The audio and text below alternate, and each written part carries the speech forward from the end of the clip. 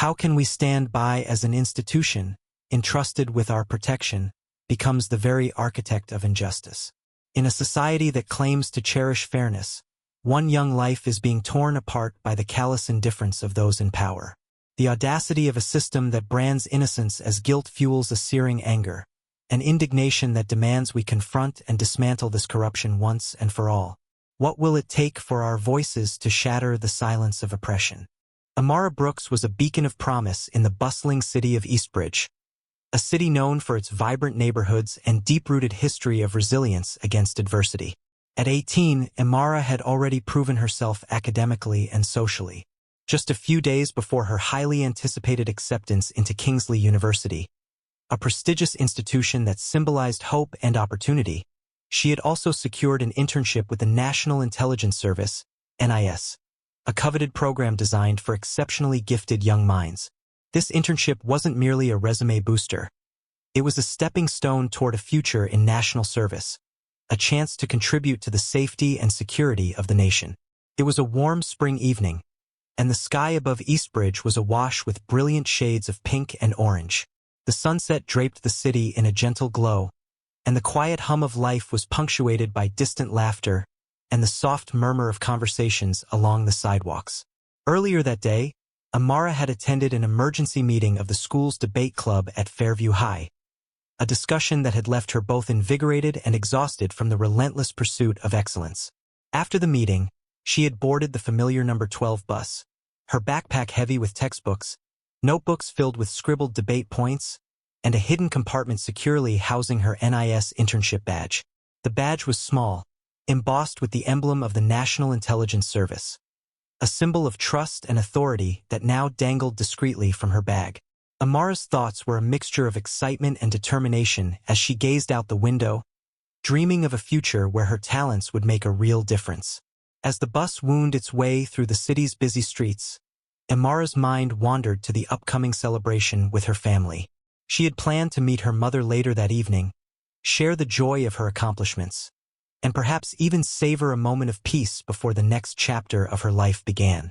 Little did she know that the quiet comfort of her routine was about to shatter. Stepping off the bus near her usual stop in a neighborhood known for its weathered brick buildings and uneven sidewalks, Imara began her familiar walk home. The route was one she'd taken countless times, each step reinforcing her connection to the community that had nurtured her growth. But tonight, something felt off. A low, persistent hum of tension seemed to lurk in the air, and the gentle cadence of the evening was abruptly broken by the blaring of sirens. Turning a corner near a rundown convenience store, Imara's heart skipped a beat. In an instant, the street was transformed by the piercing flash of red and blue lights. 3 police cruisers had converged in a tight formation, their lights dancing erratically over the cracked pavement and graffiti-stained walls. The sudden commotion drew her gaze, and for a moment, time seemed to slow down. Before Imara could make sense of what was happening, a firm, commanding voice sliced through the night air. "Stop right there!" The shout was accompanied by a sharp crackle over a megaphone that sent a shiver down her spine. Frozen in place, she hesitated, unsure whether to flee or stand her ground. Instantly, a pair of officers, their expressions stern and unyielding, advanced toward her. "Hey, you, in the hoodie, hands up!"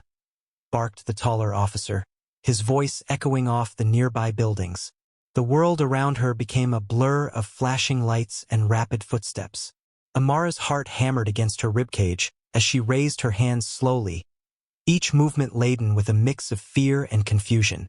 She tried to speak, her voice barely a whisper. "I'm just on my way home. I'm not doing anything wrong." The officers, their faces masked by suspicion, showed no sign of listening. One of them, a man with a rigid jawline and cold eyes, Officer Daniels, stepped forward, his gaze fixated on her. "We're looking for a suspect matching your description in connection with a robbery earlier today," he declared, his tone devoid of empathy. Imara's mind raced. How could they think she had any involvement in a robbery when she had been in class all day? Desperation welled up inside her. She reached into her bag, thinking that perhaps her NIS internship badge would be the key to proving her innocence. The badge, a small token of her hard-earned opportunity, shimmered faintly in the dim light as she held it out, hoping that its significance would speak louder than her trembling words. But instead of offering reassurance, Officer Daniels snatched the badge roughly from her grasp. "What is this?" he sneered, scrutinizing the emblem as if it were a piece of contraband. "This looks like a fake," he muttered, the words slicing through Imara's already fragile hope. The accusation hit her like a tidal wave. In that single moment, her dreams of academic triumph and a promising future in national service were threatened by an overwhelming injustice. "No, it's real," she pleaded softly, her voice cracking under the weight of her terror. I'm enrolled in the NIS internship program." But her words were lost in the cacophony of commands and the rapid, unyielding motions of the officers. Officer Daniels' partner, Officer Reyes, joined in with a curt nod, and together they decisively cuffed her wrists, their grip uncomfortably tight. Imara's mind spun as she was shoved roughly into the back of a squad car. The cold, metallic interior of the vehicle was a stark contrast to the fading warmth of the evening. As the doors slammed shut, the sound resonated like the closing of a coffin. In that instant, the world outside the flashing lights seemed to recede, leaving her isolated in a whirlwind of humiliation, fear, and disbelief. Inside the car, every second stretched out painfully.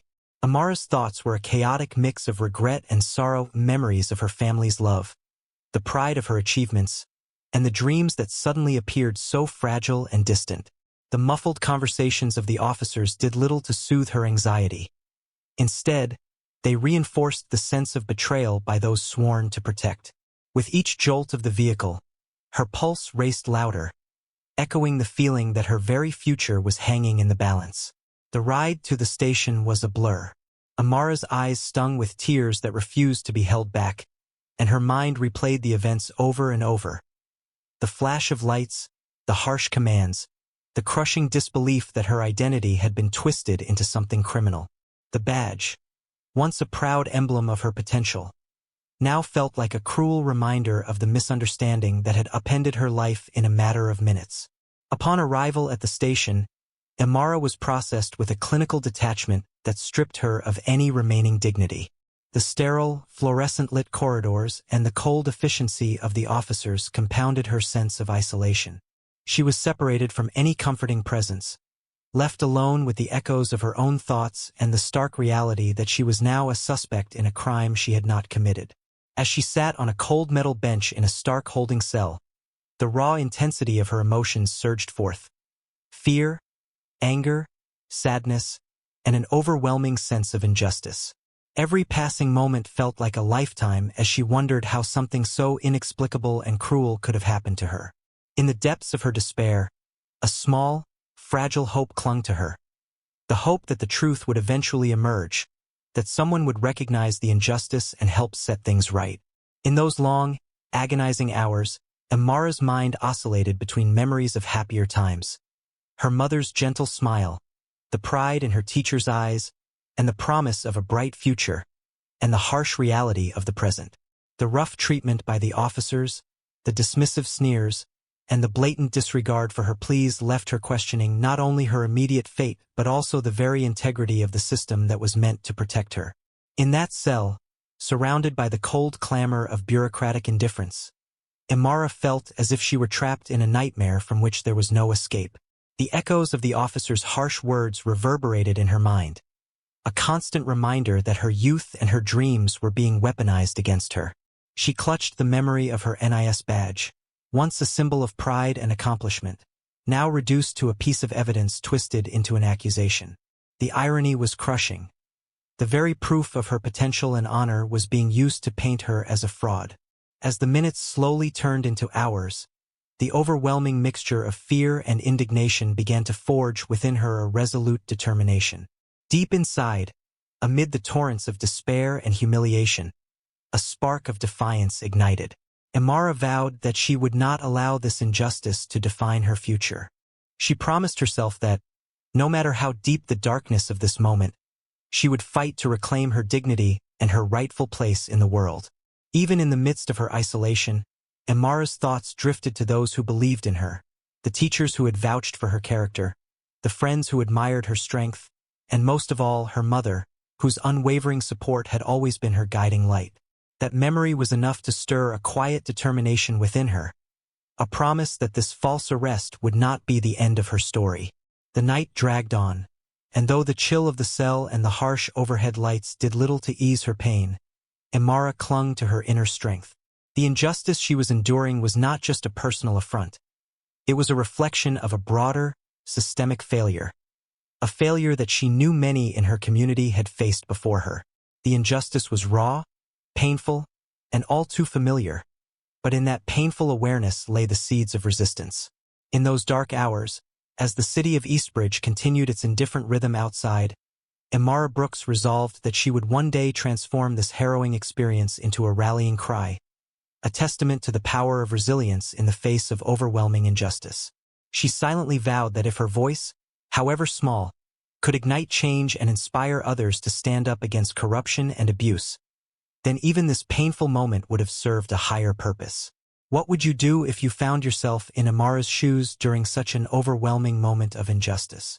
In the sterile, unforgiving light of the police station, Imara Brooks found herself thrust into a new and disorienting reality. The echo of the squad car's closing door still reverberated in her ears as she was led through a maze of cold, fluorescent-lit corridors. Each step down those narrow hallways only deepened her sense of isolation and vulnerability. Gone was the familiar warmth of Eastbridge's streets and the comforting promise of her future at Kingsley University. Instead, she was now enveloped in the harsh confines of a detention center that seemed designed to crush hope. The initial shock of her wrongful arrest had begun to wane, replaced by an acute awareness of the procedures that would determine her fate. Imara's heart pounded as she was guided into a stark interrogation room, a small, windowless space with a single metal table and 2 chairs.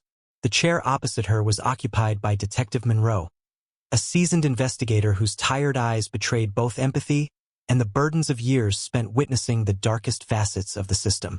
Detective Monroe's voice was gentle, yet it carried an undercurrent of urgency. "Imara, I know this must be overwhelming," he began, sliding a thin folder across the table. "I'm here to understand what happened from your perspective. We need to piece together every detail so we can challenge these charges." His tone, earnest and sincere, offered a rare moment of solace in a place devoid of kindness. Imara's throat felt constricted as she struggled to steady her breathing. The memories of flashing lights, shouted commands, and the cold, callous treatment by Officer Daniels and Officer Reyes flooded back in a disjointed haze. I was just walking home after debate club," she stammered, her voice trembling as she clutched the strap of her backpack. "I never did anything wrong. They took my badge, called it fake." I tried to explain, but it all happened so fast. Detective Monroe nodded slowly, his gaze never leaving her face. "I understand, Imara. I want to believe you because your story doesn't add up with what we're seeing. I've seen too many cases where a young person's life is upended by a misunderstanding. But we need to document everything. The timeline, your movements, every detail that could help prove your innocence." As he spoke, Imara felt a glimmer of relief mixed with a profound sense of trepidation. She realized that while someone was finally listening, the process ahead would demand every ounce of her strength and resolve. The hours passed in a disorienting blur as Imara recounted the events in painstaking detail. Detective Monroe's pen scratched methodically across his notepad, recording every word, every pause, every tear that threatened to spill over. The detective's questions were pointed yet compassionate, probing gently into the minutiae of her journey from Fairview High to that ill-fated bus stop near the convenience store. He asked about the exact time she boarded the bus, the route she took, and even the conversation she had with a fellow passenger, a small detail she had almost forgotten in the chaos of the moment. Between each question, Imara's mind was a storm of emotions. Fear for her future, anger at the injustice inflicted upon her, and an overwhelming sadness at the realization that the system meant to protect her had instead become the source of her torment. She recalled the fleeting glimpse of hope when she had held up her NIS internship badge, an emblem of promise and potential, and how that hope was shattered when it was dismissed as counterfeit. The irony of the situation was almost too much to bear. The very symbol of her dedication and hard work had become the instrument of her humiliation. After what felt like an eternity of questioning, Detective Monroe leaned back in his chair and offered a quiet word of encouragement. "You've done well, Imara. I believe your account. We'll be verifying every piece of your story, from the school attendance logs to the bus route records. I want you to know that I'm going to do everything in my power to ensure that the truth comes out." His assurance was a fragile lifeline in the midst of the chaos, and for a moment, Imara allowed herself to believe that justice might still prevail. Yet, as the interrogation concluded, a cold reality settled over her once again. She was escorted back to a holding cell, a cramped, barren space with barred windows that offered only a glimpse of a rain-soaked courtyard beyond. The cell's concrete walls seemed to close in on her, amplifying the loneliness that gnawed at her spirit. In that dark hour, the minutes stretched on interminably as she wrestled with her inner demons. Every passing second was a reminder of the injustice, a relentless echo of the disbelief and fear that had seized her during that fateful night. In the solitude of the cell, Imara's thoughts wandered to her family. She remembered the gentle reassurance in her mother's eyes and the quiet pride that had shone in her teachers' faces. Those memories were both a comfort and a source of anguish, each recollection a poignant reminder of what was now at risk. Desperate for a connection to the world outside, she clutched her phone tightly, awaiting the next call from her mother, who had been frantically trying to understand the unfolding nightmare. When the phone finally rang, its shrill tone was both a relief and a trigger for renewed anxiety. With shaking fingers, Imara answered, her voice barely above a whisper. "Mom, it's me," she said. Her mother's voice, warm yet laced with worry, provided a fleeting sense of normalcy. "Imara, I'm here. I'm calling the lawyer. I want to help you. Just hold on, sweetheart." Those few words, spoken with an unwavering tenderness, bolstered her resolve even as tears threatened to overwhelm her. In the following days, the relentless rhythm of the legal process began to take its toll. Imara was moved from one holding cell to another, each transfer marked by the sterile efficiency of a system that viewed her not as a person but as a case file. The relentless procedures, the fingerprinting, the photographic documentation, the endless waiting, dissolved the remnants of her youthful optimism into a weary resignation. Yet, amidst the despair, there remained an ember of defiance that refused to be extinguished.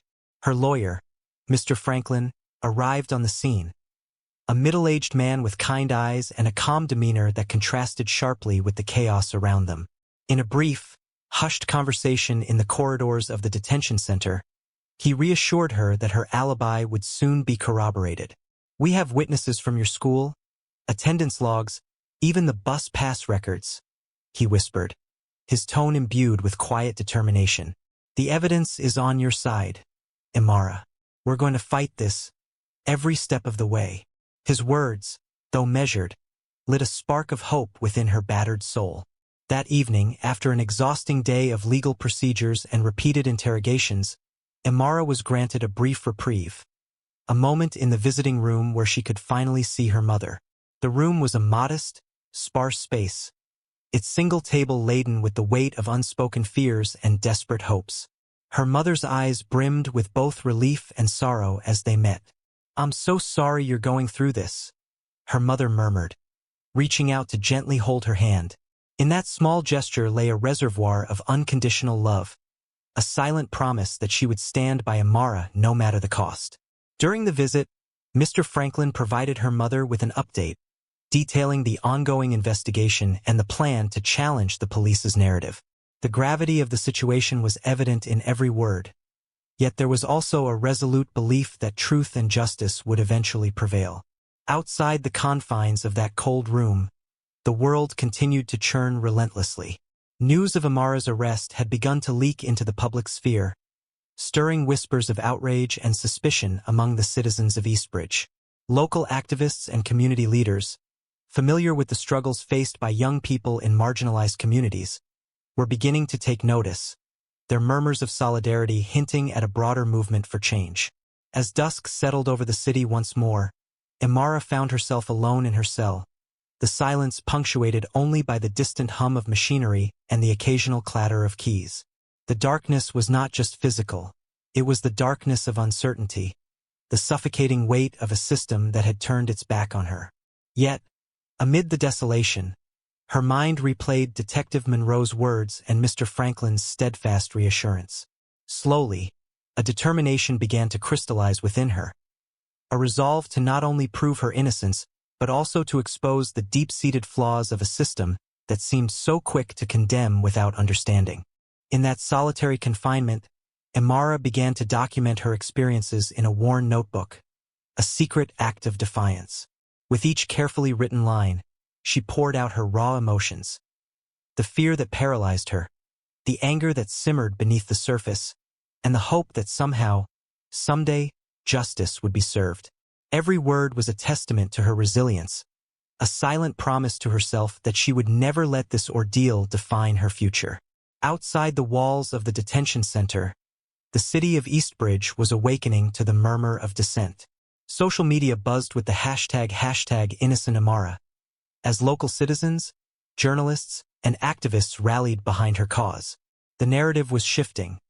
What was initially dismissed as an unfortunate mistake was now being scrutinized as a systemic failure. Imara's plight had struck a nerve, a stark reminder that even the brightest among them could be ensnared by the machinery of injustice. As the days bled into nights, and the legal proceedings gathered momentum, Imara's inner strength became her most trusted ally. Despite the relentless barrage of interrogations, the coldness of institutional routines, and the ever-present fear of an uncertain future, she held tightly to the belief that truth would ultimately shine through. In the darkest hours of that long ordeal, she dared to dream of a future where her voice, and the voices of so many others, would be heard, respected, and vindicated. What do you think is the most important quality one needs to hold onto in the face of overwhelming injustice? The courtroom buzzed with a charged mix of anticipation and skepticism as Imara Brooks prepared to face the next chapter of her ordeal. Following the grim hours of interrogation and isolation, her case was finally moving to the preliminary hearing, a moment that held the promise of both vindication and further challenges. The sterile corridors of the Eastbridge Municipal Court, lined with muted colors and stern portraits of justice past, now served as the battleground where truth and injustice would be weighed against each other. Imara sat at a long wooden table in the courtroom's defense section, her hands trembling slightly despite her best efforts to appear composed. Her lawyer, Mr. Franklin, a steady and thoughtful advocate with a reputation for fighting for the underdog, sat by her side. He had spent countless hours poring over the evidence. School attendance records, bus route logs, and testimonies from teachers and fellow students who knew Imara's character and whereabouts on that fateful evening. Every piece of evidence was a lifeline to her innocence, and a challenge to the prosecution's narrative. On the other side, the prosecution painted a starkly different picture. Their case rested heavily on the dubious testimony of a single eyewitness, whose account of Imara's presence near a local convenience store had been riddled with inconsistencies. The witness, a middle-aged man with a nervous demeanor, had been offered a position of credibility that seemed at odds with the shaky details of his recollection. As he took the stand, his voice wavered under cross-examination, and the contradictions in his testimony began to unravel the prosecution's case like threads pulled from a frayed tapestry. The judge, a seasoned woman with a reputation for impartiality and a keen sense for hidden truths, listened intently as both sides presented their arguments. Mr. Franklin methodically laid out the timeline of Imara's day, citing precise details from bus schedules and school records. Miss Brooks was seen boarding the 12 bus at exactly 4:15 p.m. and remained under the watchful eye of her teachers until dismissal, he explained, his tone both measured and resolute. There is no conceivable way she could have been at the scene of a robbery occurring just blocks away. Outside the courthouse, news of the trial had sparked a groundswell of public interest. The hashtag #InnocentImara trended on social media, and community leaders rallied behind her cause. Local activists organized vigils and peaceful demonstrations, their voices demanding accountability and a reevaluation of systemic practices that had led to her wrongful arrest. The public outcry added an undercurrent of urgency to the proceedings, a reminder that this trial was not just about one young woman, but about the integrity of a system meant to protect every citizen. As Mr. Franklin continued his cross-examination of the prosecution's key eyewitness, the tension in the room was palpable. The witness's earlier confident assertions crumbled when confronted with evidence that placed him elsewhere at the time of the alleged incident. "You stated that you saw Ms. Brooks fleeing the store immediately after the alarm sounded," Mr. Franklin pressed. "Yet your phone records indicate that you were at a nearby diner, engaged in a conversation with a friend, at the very moment you claim to have seen her. Can you explain this discrepancy?" The witness faltered. His eyes darted nervously, and his voice dropped to a near whisper as he attempted to offer a vague explanation. The inconsistencies in his testimony, compounded by corroborating evidence from multiple sources, rendered his account increasingly untenable. With every question, Mr. Franklin chipped away at the prosecution's argument, shifting the courtroom's mood from one of anticipation to that of a collective exhale, a tentative hope that justice might indeed prevail. In a poignant moment during the hearing, Mr. Franklin introduced a set of security camera logs from a nearby establishment that, although not directly capturing the incident, corroborated Imara's timeline. The footage clearly showed that the area around the convenience store was quiet and devoid of any suspicious activity during the critical window in question. The judge's eyes narrowed as she reviewed the documents, clearly weighing the evidence with the gravity it deserved. Meanwhile, Imara's internal battle raged on. Sitting in the defendant's chair, she felt a tumult of emotions, a cocktail of dread, indignation, and the stirring embers of hope. Every now and then, she glanced at the gallery where a small group of supporters had gathered. Her family, local activists, and even a few teachers who had come to lend their voices. Their silent support bolstered her spirit. Despite the weight of the accusations and the trauma of the past few days, she knew she was not alone in her fight. After hours of intense deliberation, the judge finally recessed the courtroom for a brief intermission. In the hushed corridors outside, whispers of encouragement mingled with the anxious tapping of shoes on linoleum floors. Imara stepped outside for a moment of air, her eyes meeting those of her mother, who had arrived to offer a quiet smile of reassurance. The moment was bittersweet, an acknowledgement of the pain endured, and a promise that the struggle for truth was far from over. Returning to the courtroom, the atmosphere had shifted subtly. The prosecution, having seen their key witness unravel under scrutiny, now appeared less confident. Mr. Franklin seized the opportunity to highlight the broader implications of the case. "This isn't just about proving one young woman's innocence," he declared, his voice ringing clear and determined. "It's about ensuring that no one is wrongfully targeted by a system that preys on fear and bias. Today, we stand for every individual whose voice has been silenced by injustice." The judge, her expression stern yet reflective, nodded slowly. "The evidence presented does raise serious doubts regarding the credibility of the eyewitness account," she stated, her voice measured. "Furthermore, the corroborative evidence provided by the defense strongly supports Ms. Brooks's account of her whereabouts on that day." For a moment, silence reigned in the courtroom, a silence heavy with the promise of a turning tide. The judge's next words, though measured, carried the weight of impending change. "Based on the evidence before me, I find that there is reasonable doubt regarding the charges against Miss Brooks. I hereby order that the charges be dismissed, and that further investigation be conducted into the procedures leading to her arrest." A collective murmur of relief swept through the courtroom. For Imara, the dismissal of the charges was a powerful vindication, a recognition that the truth could not be so easily buried under a heap of misplaced assumptions and flawed testimony. Yet, even as the courtroom erupted in subdued applause and whispered congratulations, Imara's eyes glistened with tears, a mixture of relief, sorrow for the ordeal she had endured, and a steely determination to ensure that such injustice would not be repeated. Outside the courthouse, the media swarmed. Reporters jostled for position, capturing every moment of the historic decision. The sound of cameras and the murmur of journalists provided a surreal backdrop as Imara stepped out into the bright light of day. The hashtag Innocent Imara blazed across social feeds, and for the first time in what felt like an eternity, she allowed herself to hope that change was indeed possible. In the days that followed, the dismissal of the charges set off a ripple effect throughout Eastbridge. The local police department, now under intense public scrutiny, began to launch internal investigations into the conduct of the officers involved in her arrest. Community leaders and activists called for transparency and reform, insisting that the system that had so nearly broken an innocent young woman must be held accountable. Town hall meetings were organized, and voices that had long been silenced began to demand justice and systemic change. Despite the triumph in court, Imara knew that her battle was far from over. The emotional scars of those dark hours would linger, and the broader fight against systemic injustice would require ongoing vigilance and perseverance. In a quiet moment at home, as she sat with her mother and Mr. Franklin reviewing the next steps, she reflected on the journey so far. The trial had not only cleared her name, it had ignited a movement.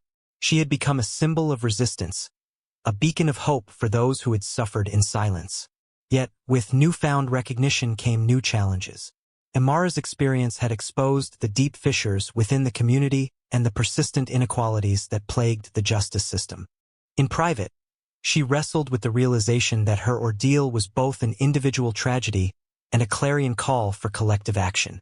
Determined to use her voice to drive change, she began reaching out to local advocacy groups, sharing her story in hopes of inspiring others to stand up against injustice. Her journey, once marked by isolation and despair, was now a rallying cry, a call to arms for every citizen who believed in fairness, transparency, and the unyielding pursuit of truth. As the movement gained momentum, Imara found solace and strength in the solidarity of her supporters.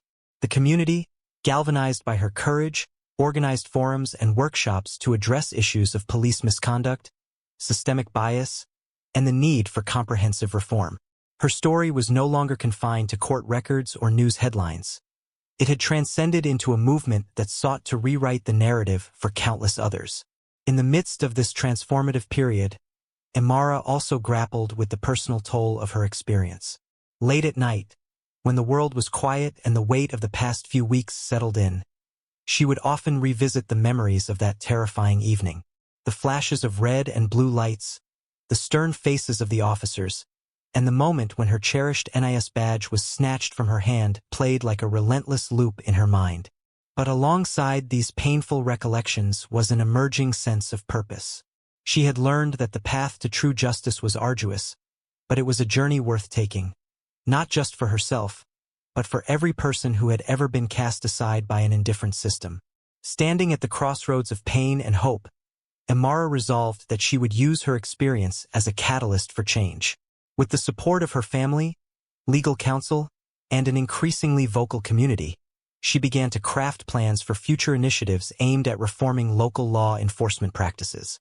The dismissal of the charges was a victory, but it was also a reminder that the fight against injustice was an ongoing battle, a battle that demanded courage, resilience, and an unyielding commitment to the truth. How do you think communities can work together to ensure that moments like these lead to lasting change? In the weeks following the courtroom victory, the city of Eastbridge was buzzing with both relief and determination. Although the charges against Imara Brooks had been dismissed, the echoes of injustice still reverberated through her heart and across the community. For Imara, the dismissal was not an end but the beginning of a much larger struggle. A battle to expose corruption, demand accountability, and reform a system that had nearly crushed her spirit. The first rays of dawn broke over Eastbridge as Imara stepped out of the courthouse with her family and Mr. Franklin by her side. The crowd gathered outside, a mix of local activists, supporters, and curious onlookers, greeted her with cheers and supportive shouts. Flashbulbs popped, and microphones were thrust toward her. But amidst the clamor, she could feel an underlying current of solidarity. It was clear that her trial had ignited something far bigger than a personal vindication. It had become a rallying cry for systemic change.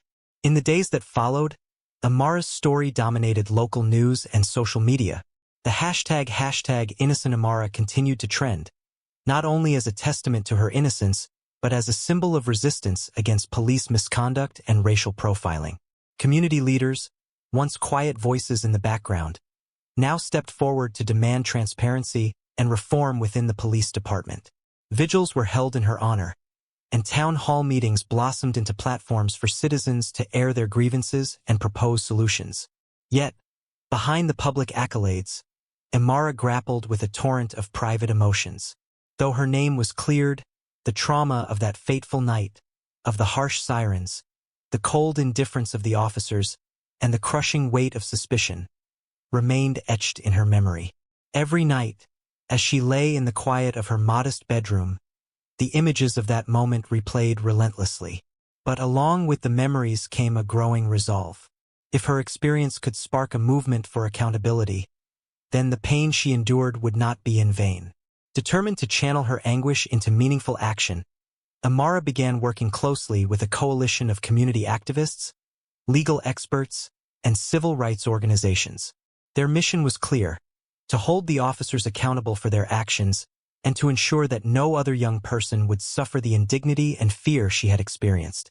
Meetings were held in community centers, libraries, and even in the back rooms of local cafes, where heated discussions unfolded over stacks of documents, testimonies, and proposals for police reform. At one such meeting in a brightly lit community hall, Imara stood before a diverse crowd of residents, students, elderly citizens, local business owners, and activists. Her voice, though still soft with the lingering effects of recent events, carried a firm determination. "We must not allow the system to sweep our stories under the rug," she declared. "My experience is not isolated. It reflects a pattern of injustice that has affected too many of us. It's time for change, time to demand accountability and transparency from those who hold power." Her words resonated deeply. Many in the room nodded in agreement, their eyes shining with hope and a shared sense of purpose. Parallel to the grassroots movement, Mr. Franklin and a dedicated team of legal advocates began piecing together evidence of misconduct by Officers Daniels and Reyes, the very individuals responsible for the traumatic night of her arrest. Detailed records, testimonies from other victims, and even internal memos from the police department began to form a damning dossier. Rumors of systemic cover-ups and retaliatory practices within the department added fuel to the fire. Every new piece of evidence was a reminder that while the courtroom had granted her personal freedom, the battle for systemic justice was far from over. One crisp autumn afternoon, as golden leaves drifted down the sidewalks of Eastbridge, Imara met with Detective Monroe again. This time, however, the conversation was not about her trial but about the broader investigation into police misconduct. Detective Monroe, whose earlier compassion had given her a glimmer of hope, now revealed a deeper, more troubling reality. "I've seen a lot of cases like yours," he confided in a hushed tone. "There are patterns, tactics, cover-ups that are systemic. I'm pushing for an internal review, but change within the department is slow and, frankly, dangerous for someone like me to pursue openly." His admission added layers of complexity to the narrative. Here was a man torn between duty and morality, caught in a system that rewarded silence over accountability. Emboldened by these revelations, Imara decided to take her fight one step further. In collaboration with civil rights attorneys and activists, she filed a formal complaint against the officers and the police department. The legal process was grueling, requiring her to relive the painful moments of that night again and again through depositions and testimonies. Yet each recounting, though excruciating, reinforced her commitment. "Every detail matters," she would say, as she carefully noted down dates, times, and the smallest inconsistencies in the official reports. "If we can expose the truth, we can dismantle the system that allowed this to happen." Amid the legal battles and public demonstrations, Imara also began to rebuild her personal life. The support of her mother, who remained her unwavering pillar of strength, and her friends from school and the local community, helped her find moments of joy even in the midst of turmoil. She returned to Kingsley University for a series of guest lectures on civil rights and social justice, where she spoke candidly about her ordeal. In these lectures, She emphasized not only the personal cost of systemic failures but also the power of collective action. Our voices, when united, can be a force that topples even the most entrenched systems, she proclaimed, her eyes alight with a fierce passion. As the movement grew, so did the pressure on the Eastbridge Police Department. The mayor, once a reluctant participant, was now forced to address the mounting public outcry. A series of public hearings were convened, and the department's leadership was put under intense scrutiny. New oversight measures were proposed, including independent investigations into police misconduct, mandatory bias training, and the establishment of civilian review boards with the authority to sanction officers. In a dramatic televised town hall meeting, a prominent community leader declared, "This is our moment to reclaim justice. We will not be intimidated by institutions that thrive on secrecy and impunity." The momentum was palpable. Protest marches filled the streets of Eastbridge, with banners calling for justice, reform, and accountability. Imara, though still a symbol of resilience, remained humble amid the acclaim. "I'm not a hero," she told a local reporter during one of the marches. "I'm just someone who refused to let injustice silence my truth. This isn't about me. It's about all of us who believe that every individual deserves to be treated with dignity and respect." Despite the public triumphs, the path forward was fraught with uncertainty and danger. The legal battles continued to unfold, and there were moments when the weight of responsibility nearly overwhelmed her. Late at night, when the city was silent and the memories of that fateful arrest crept back in, Imara would sometimes question if the struggle was too great. But then she remembered the faces of those who had stood by her, the frightened, the angry, the hopeful, and found the strength to press on. In one particularly defining moment, Imara attended a memorial service held for another victim of police overreach. The service, somber and filled with grief, was a stark reminder that while her case had ended in her favor, many others still suffered in silence. The loss and pain in that room galvanized her further. "We cannot rest until every case is heard and every injustice rectified," she vowed during her eulogy.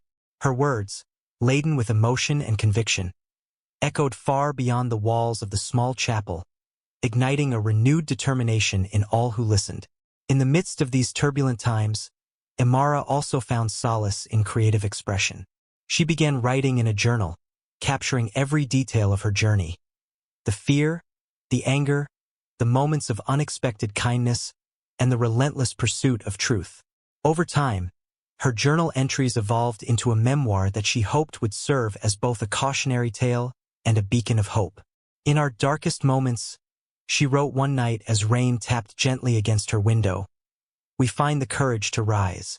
Our scars are not just wounds. They are the ink with which we write our stories of resilience."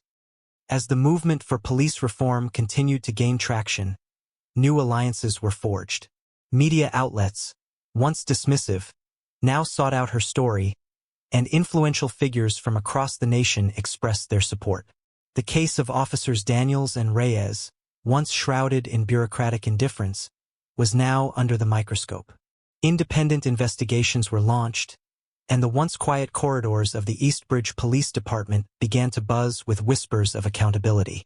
In a symbolic moment that would later be remembered as a turning point, the police chief was compelled to issue a formal apology for the mishandling of Imara's arrest.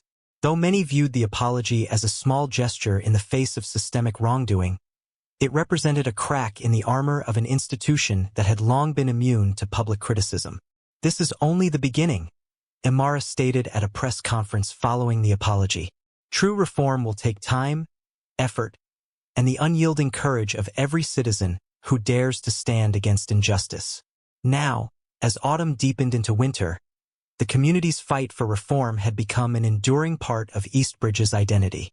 Imara Brooks, once an ordinary teenager with dreams of academic success, had transformed into a symbol of resilience and a catalyst for change. Her journey from a harrowing night of wrongful arrest to the forefront of a movement for accountability had shown that even in the face of overwhelming adversity, one voice, backed by the strength of an entire community, could indeed make a difference. What steps do you believe are essential for communities to enact real, lasting reforms in systems plagued by injustice. In the months following the sweeping reforms and public outcry, Eastbridge began to transform in ways that none could have predicted. For Imara Brooks, the journey from a night of terror to a movement for systemic change was far from over. It was only the beginning of a new chapter defined by redemption and renewal. The courtroom victory and subsequent public reforms had provided a temporary reprieve, but the scars of injustice ran deep, urging not just personal healing but also a collective transformation. Imara returned to her daily life with an inner strength forged in the crucible of adversity. The once timid teenager had evolved into a determined advocate for change, her eyes reflecting a steely resolve to mend the broken systems that had nearly destroyed her future. Back at Kingsley University, where she had once seen education as a pathway to success, Imara now saw her studies as a tool to further understand and combat the social inequities that plagued communities like Eastbridge. Her days were filled with lectures, late-night study sessions, and impassioned discussions in classrooms that buzzed with debates on civil rights and social justice. Her academic journey, enriched by first-hand experience, took on a new dimension. Each lesson, each paper, became a stepping stone toward a deeper understanding of societal change. Outside the confines of academia, Imara's influence spread like ripples across the city. Together with a network of fellow survivors, community activists, and reform-minded legal experts, she co-founded the Brooks Initiative for Justice, a grassroots organization dedicated to supporting victims of police misconduct and advocating for ongoing reform in law enforcement practices. The initiative soon became a beacon of hope, organizing workshops, town hall meetings, and outreach programs designed to empower communities and hold institutions accountable. Imara's story resonated with countless others who had been silenced by systemic neglect, and her leadership provided a rallying point for those demanding a fair and just society. The impact of the Brooks Initiative was palpable. In neighborhoods once marked by distrust of authority, community members began to speak openly about their experiences. Local police officers, under increasing scrutiny from both internal reviews and public pressure, started to engage in dialogue with community representatives. These meetings were not without tension. A mixture of defensiveness and cautious optimism permeated each conversation, but they signified a long-overdue shift toward transparency. Independent oversight committees were established and pilot programs for community policing were introduced, aiming to rebuild trust and ensure that every citizen's voice could be heard without fear of retribution. Amid this broader transformation, Imara faced personal challenges as well. The weight of her ordeal sometimes pressed down on her shoulders during quiet moments when the city's clamor faded into a haunting silence. At night, when the memories of that fateful arrest resurfaced, the blinding flash of red and blue lights, the cold grip of handcuffs, the indifferent glares of officers, she would often lie awake, questioning how such a profound injustice could exist in a society that claimed to uphold fairness. Yet, these reflections also fueled her determination.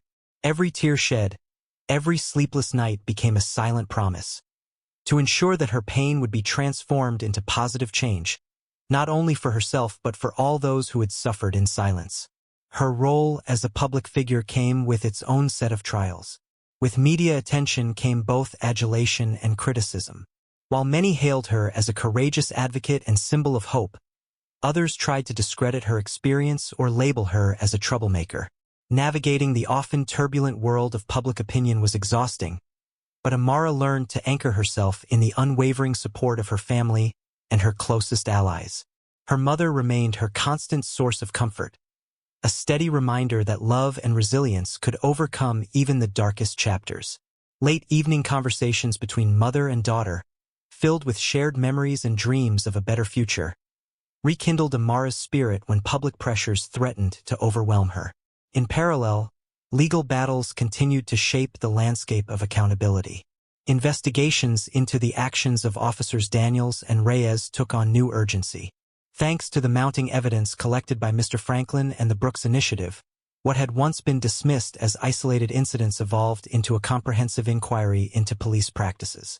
The city's leadership, now forced to confront the realities of a broken system, began implementing far-reaching changes. Mandatory de-escalation training, revised protocols for citizen interactions, and a commitment to regular audits by independent bodies were among the reforms introduced. While many of these measures were in their infancy and their long-term efficacy remained to be seen, they symbolized a collective acknowledgement that injustice could no longer be tolerated.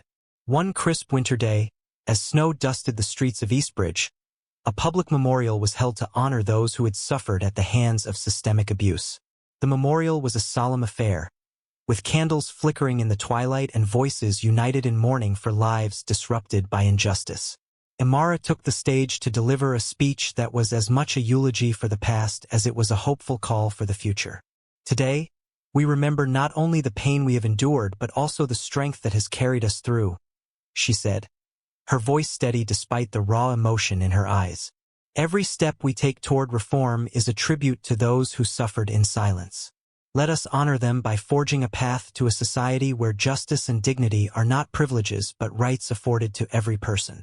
Her words ignited a spark within the hearts of those in attendance.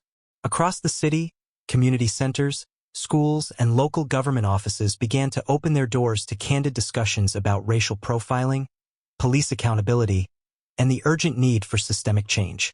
These dialogues, though fraught with tension at times, paved the way for innovative solutions and a more inclusive vision for Eastbridge. Collaborative projects emerged, initiatives to reform the local justice system, mentorship programs for at-risk youth, and even art installations that celebrated the resilience of a community that refused to be defined by its scars. For Imara, the journey of redemption was both public and deeply personal. Amid the hustle of reform meetings and press conferences, she found moments to reflect quietly in her journal. With each entry, she recounted not only the pain and betrayal of the past, but also the glimmers of hope that lit her way forward. In one entry, she wrote, "I have learned that redemption is not the erasure of scars, but the courage to display them as badges of honor. Each mark tells a story of survival, of resistance, and ultimately of transformation." These words became a mantra for her, a reminder that the path to healing was paved with both tears and triumphs. As spring approached once again, the city of Eastbridge began to see tangible results from the reforms. Independent oversight reports showed a measurable decrease in incidents of police misconduct, and community trust in local law enforcement slowly began to rebuild. While challenges remained, the landscape was changing, one conversation, one policy, and one courageous voice at a time. Imara's influence extended beyond her personal narrative. She had become a catalyst for a broader movement that spanned neighborhoods and generations. Her story, once marked by pain and injustice, had been rewritten into a testament of hope and collective resilience. The transformation was not without its setbacks. There were days when progress seemed too slow, when bureaucratic inertia threatened to undo the hard-won gains. In those moments, Imara drew strength from the countless individuals who had come forward with their own stories of survival. Their voices, diverse, raw, and resolute, reminded her that the fight for justice was a marathon, not a sprint. Together, they had started a conversation that could not be silenced by fear or apathy. In the midst of these turbulent times, Imara's personal life began to blossom in unexpected ways. She rekindled friendships that had been overshadowed by the trauma of her arrest, and she formed new bonds with those who shared her vision for a more just society. Her days were filled with moments of laughter, quiet coffee chats in local cafes, and deep conversations with mentors who believed in her potential. These simple joys provided a counterbalance to the weight of her public duties, reminding her that redemption was not solely about reform but also about reclaiming one's happiness and identity. As summer neared, Imara received an invitation to speak at a national conference on civil rights and systemic reform. The event brought together activists, scholars, and policymakers from across the country, all eager to learn from her experiences and insights. Standing before a vast audience, Imara recounted her journey, from the harrowing arrest on that fateful night to the vibrant, ongoing movement for change in Eastbridge. Her words, imbued with both vulnerability and unwavering resolve, resonated deeply with everyone in the room. "My scars tell a story of survival," she declared, "and together, our scars can build a foundation for a future defined by justice and compassion." The applause that followed was not just for her speech, but for the collective spirit of every person who had dared to stand up against injustice. In that moment of national recognition, Imara understood that her fight was part of a larger tapestry of struggles across the nation. The journey toward redemption and renewal was far from over, but it was clear that each step taken in solidarity had the power to redefine the narrative of systemic injustice. The city of Eastbridge, with all its struggles and triumphs, had become a symbol of what was possible when a community refused to be silenced by fear. What do you believe is the most powerful catalyst for long-term healing and reform in communities affected by systemic injustice? As we close this chapter, remember that every hardship endured carries a spark of hope waiting to ignite change. Let this story remind us that compassion, unity, and the relentless pursuit of justice can transform our world. Embrace love, hold on to your dreams, and be the light that guides others through darkness. Thank you for being a part of this journey. Your support makes all the difference. Don't forget to subscribe to our channel for more inspiring stories and heartfelt messages.